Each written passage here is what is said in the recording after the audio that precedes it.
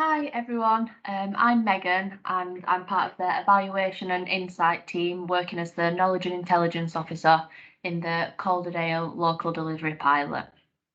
This is just a short tutorial video on how to use the dashboards that I've created from the Your Views Matter survey findings from 2021 and 2022.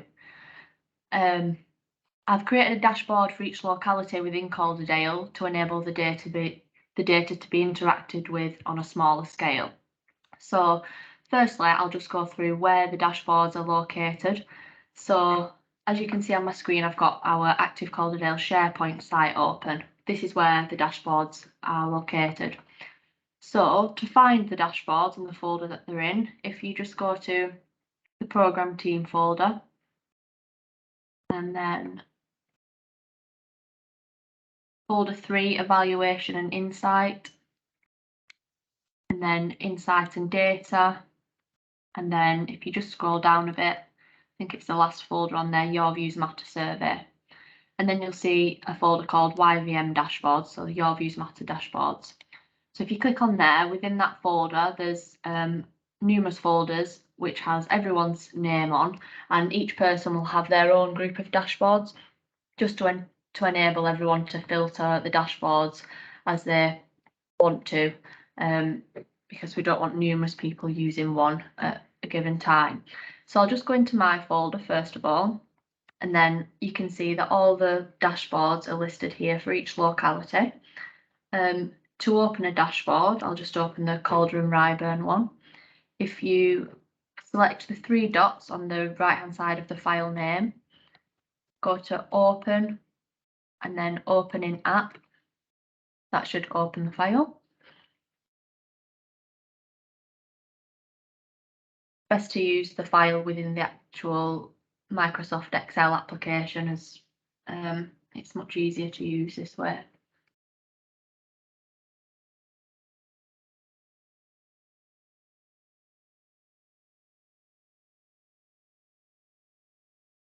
Okay, so this is the dashboard and how that looks, but I'll just go through the worksheets that are within each Microsoft Excel document. So as you can see at the bottom here where my cursor is, there's two worksheets. The first one is the respondent profile and the second one is the dashboard. So I'll just quickly talk through the respondent profile first of all. So there's one of these for each locality in each dashboard. These show the population of the locality, the total amount of respondents for 2021 and 2022, and then I've just put an extra column in there to show the responses per 1,000 population of each locality. And then further down from that, the following tables show all of the respondents by demographic groups. So we've got respondents by the top 30% index of multiple deprivation in Calderdale, respondents by sex, respondents by age, by ethnicity, and by long-term disability. So the totals and percentages are within those tables, and on the right hand side, if you scroll to the right, there's actually a graph as well, just to try and show the responses a bit more visually. You will see as you scroll through, for most of the responses, they are quite similar for 2021 and 2022, which is good, so we're able to compare the data for each year. So moving on to look at the dashboard itself, this is how the dashboard looks. And on the left hand side here, there is filters. So firstly for the indicator groups, and then filters for toggling demographic groups within the indicators themselves. So to explain that a bit more simply, if you want to look at a certain system area of indicator groups, you just select that group. So for example, sport, if you just selected sport, it'll take you to the sport section of the dashboard.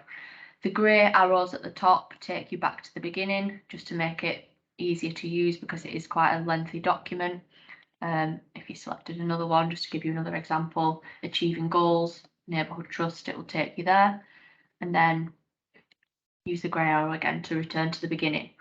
The filters here, if you you can see where my cursor is, show all of the results by age, gender, whether the respondent is BAME, if they're within the top 30% index of multiple deprivation area, and whether or not they've got a long-term health condition. So to use the filters, you just select on one. So if you wanted to look at the results by just 16 to 24-year-olds, you just select that filter, and you can see that the data interactively changes as you select that filter. So when the group that you've selected is coloured, that means that's the data that's showing. If there's anything that's greyed out, that data is essentially invisible within the dashboard. To clear any of the filters that you've selected, you just use this top toggle here on the top right hand corner with a little red cross on. That'll bring everything back to all the data being visible. Again, you can also actually, using these 3 ticks here, multi-select if you wanted to look at a number of age groups together or a number of genders or that type of thing. So if I wanted to look at 16 to 24 and 25 to 34, I would, I'd turn off by selecting the other filters off. So like I said previously, once the filters are grey, that means they're not showing. So now these are just 16 to 24 and 25 to 34 age groups, which is now represented in the dashboard. So you can see that the data has changed there for that group. So those age groups combined show in 2021 that 63.2% of respondents was active. 26.3% of respondents was fairly active and 10.5% was inactive. And then to clear the filters again, I'll just select that clear filter and it will go back to all of the data being visible. If I just scroll along the right, you can see there are physical activity indicators, so the levels, like I've just explained with the filters, the types of physical activity that have been participated in within the last 7 days of the survey.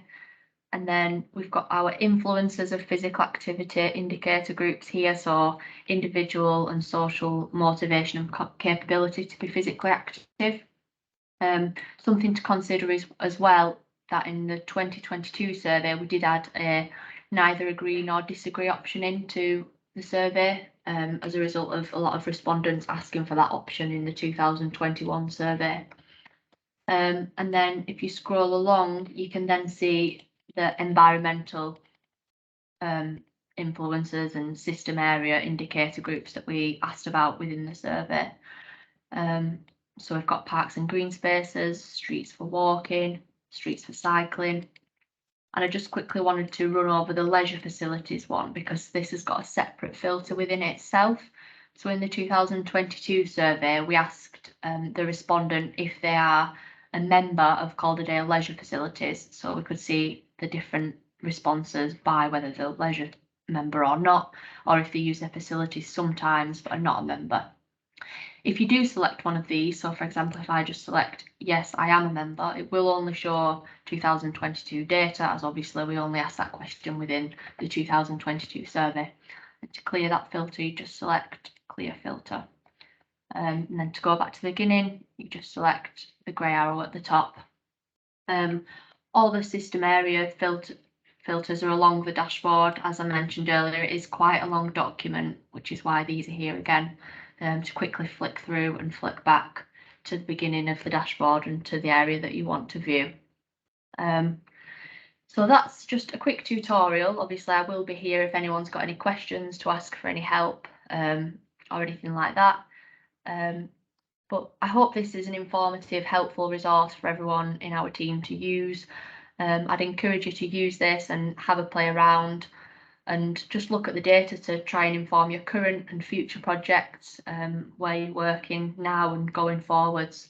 We decided to do it this way as more of an interactive resource for each person in the team rather than using a lengthy report.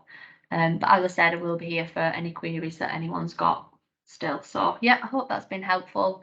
Thank you.